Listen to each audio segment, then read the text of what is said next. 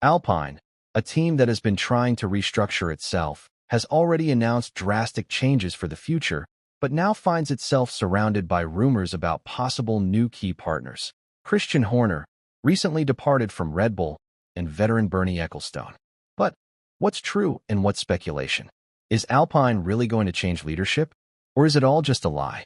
In this video, we'll show you everything behind these moves, from the strategic decision to abandon Renault engines to the new agreement with Mercedes, including statements from Alpine executives, Flavio Briatore's possible influence, and the most likely scenario for 2026.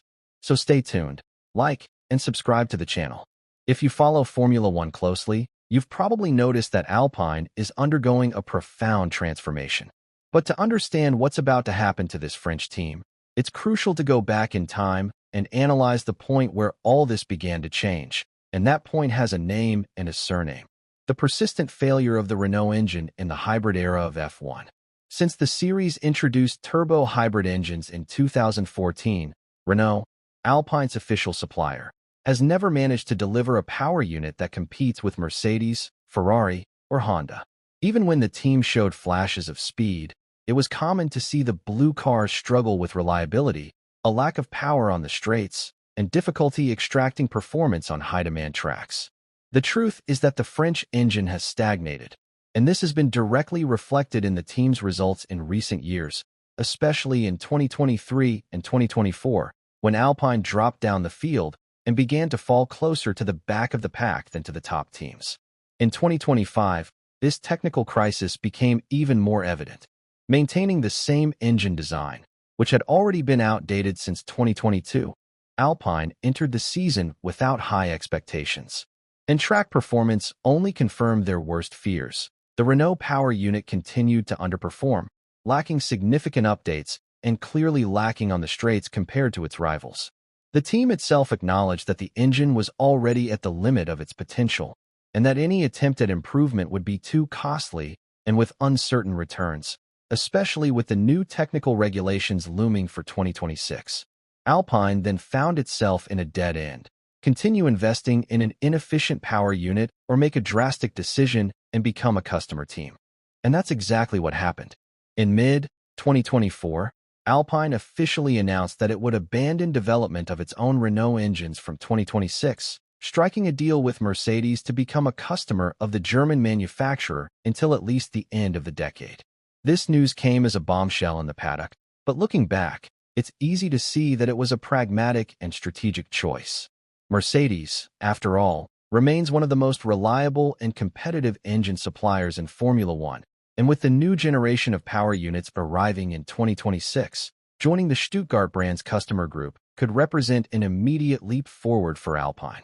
The team's CEO himself, Bruno Famin, even stated that this change was a liberation for the team, which could now focus its resources on other areas, such as aerodynamics, chassis development, and talent recruitment, without having to spend fortunes on an engine program that was no longer bringing competitive returns.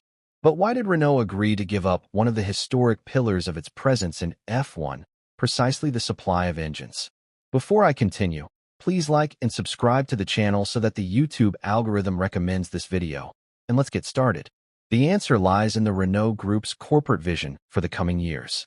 The French automaker is undergoing a complete overhaul of its global strategy, prioritizing profitability, electrification, and investments in innovation off the track. Formula One is still seen as an important showcase for the brand, but not at any cost. Renault's global CEO, Luca de Meo, made it clear that remaining in F1 was tied to delivering value for the group as a whole. And within this logic, maintaining an expensive and inefficient in-house engine no longer made sense. By becoming a Mercedes customer team, Alpine drastically reduced its operating costs and gained access to a much more competitive technological base, without having to reinvent the wheel every season.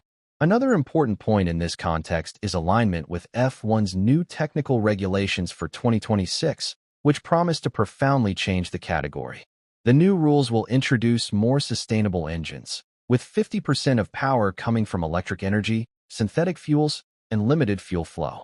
The development of these power units is already underway at major manufacturers such as Mercedes, Honda, Audi, and Red Bull powertrains, and requires huge investments in R&D. Renault simply didn't want to follow this path. Therefore, it preferred to position itself as a leaner team. And it was precisely this internal perception at Alpine that maintaining its own engine was becoming technically and financially unsustainable that led to the team's most important strategic decision in over a decade. Stop being an independent engine manufacturer and become a Mercedes customer team from 2026, a decision that not only ends a long and historically important cycle for Renault and Formula One, but also completely redefines Alpine's role within the category. And this pivot wasn't made impulsively. On the contrary, it was based on a series of technical analyses, financial projections, and, most importantly, the realization that competing on equal terms with the F1 giants required more than passion. It required immediate results. And Renault engines, as we've seen, were far from delivering them. The agreement with Mercedes, which was made official at the end of 2024, provides for the supply of new hybrid power units from 2026 onwards, including the drivetrain. In other words, Alpine will receive a complete Mercedes technology package, similar to what is currently used by teams like McLaren, Aston Martin, and Williams. The team's stated goal is clear: to permanently eliminate the performance deficit caused by its old power unit and redirect all its efforts to the areas where it can truly make a difference, such as chassis, aerodynamics, and organizational structure. The team principal Bruno Famin, who led much of the negotiations, described the deal with Mercedes as a unique opportunity to accelerate the Alpine project and admitted that continuing with its own engine would be like running a marathon with a stone tied to your ankle. This transition was also made possible by Mercedes's willingness to expand its customer network under the new 2026 regulations. With Renault's exit from the engine race, the German brand gained an even larger role as a supplier and saw Alpine as a strategic partner. After all, although the two teams are at different ends of the championship standings, Alpine boasts a solid technical base in Ecclestone, UK, and a sporting heritage dating back to the Benetton era and Renault's own championship run with Alonso. For Mercedes, handing over its engines to a team with rapid growth potential represents not only financial returns, but also increased influence on F1's technical development. And the agreement appears to have pleased both parties, especially since it fits perfectly with the category's new values.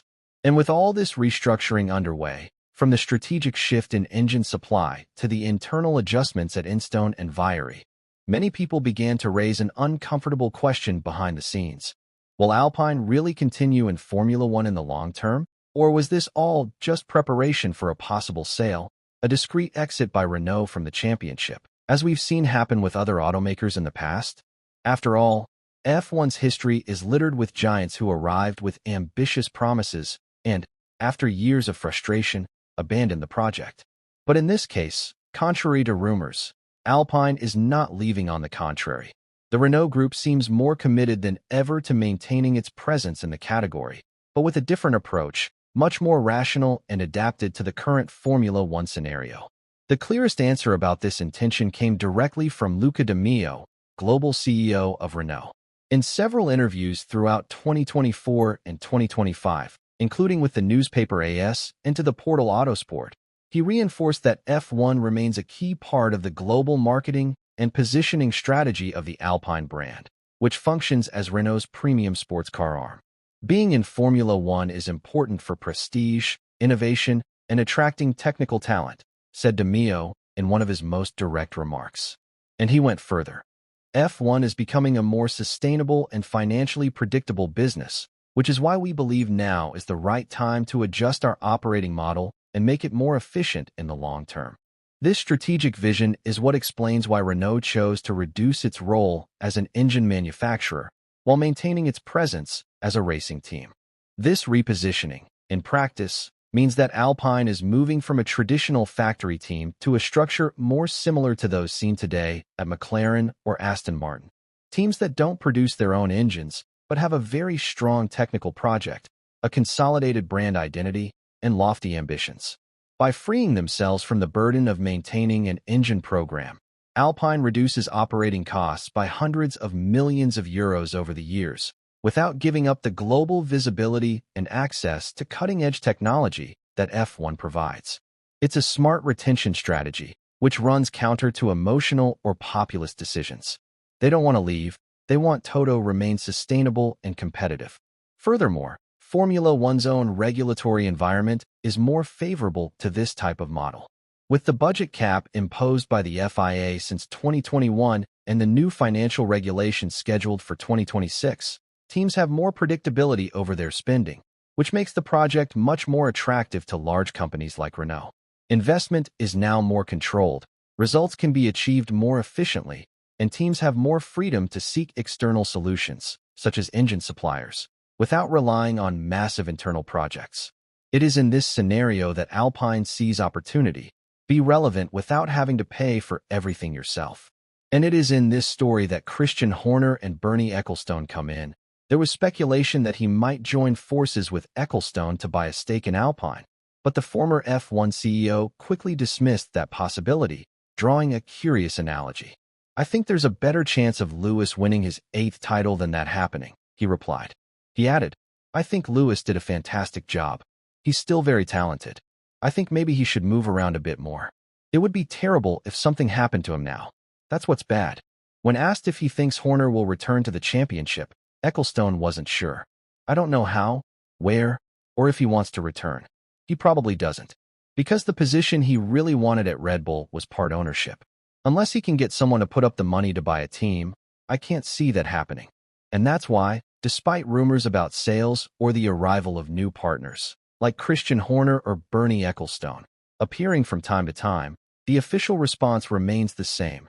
Alpine is not for sale. What's more, the team itself has already publicly dismissed these rumors, assuring that the focus is on the technical project for 2026 and not on changes in leadership. But tell me, what did you think of this video? Let me know in the comments. I'd love to hear your opinion. Like and subscribe to the channel so you don't miss a thing.